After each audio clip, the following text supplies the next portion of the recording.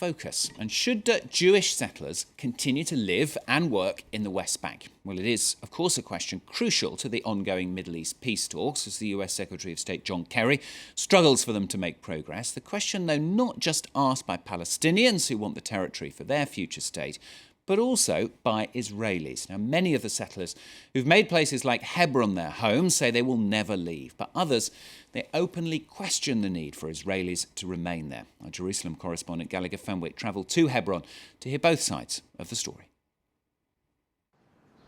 While Middle East peace talks seem bogged down, the debate remains passionate between Israelis who want their country out of the West Bank and those who want to maintain a Jewish presence there. Hebron is perhaps where arguments can get most heated.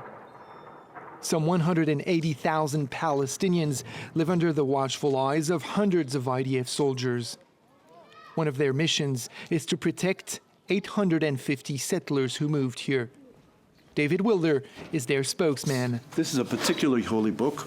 He refers to the West Bank by its biblical name, Judea and Samaria. Of course, we believe that Jews should remain here. We believe that all of the land in Judea and Samaria, particularly a place like Hebron, should be annexed by the State of Israel.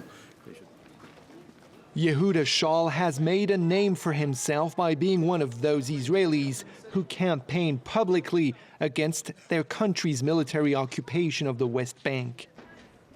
These streets, which Palestinian vendors have been expelled from, is where the activist once served as a soldier and where he now recounts what he did at the time.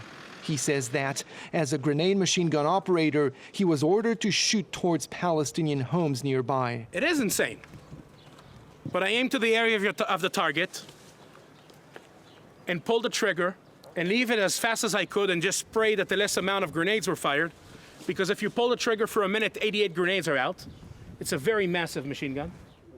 Soldiers, settlers, and others in Hebron know Yehuda very well and often gather around him, at times to oppose his views.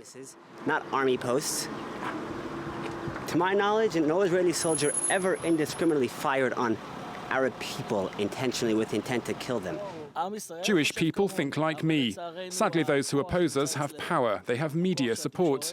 There have always been dishonest people around. Yehuda Shaul is not the first of them to come here.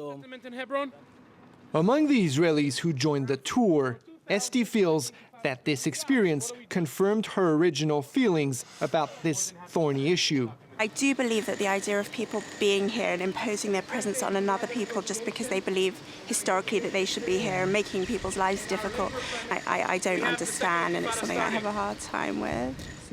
As the tour comes to an end, Yehuda warns of the perils which he believes Israel will face if it does not change its policies in the area. We need to take a decision.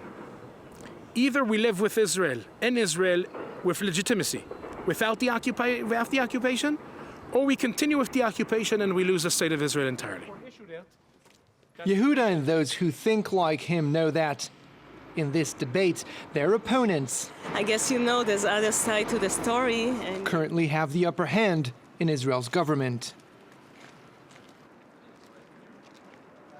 Gallagher Fenwick there reporting from Hebron for Focus.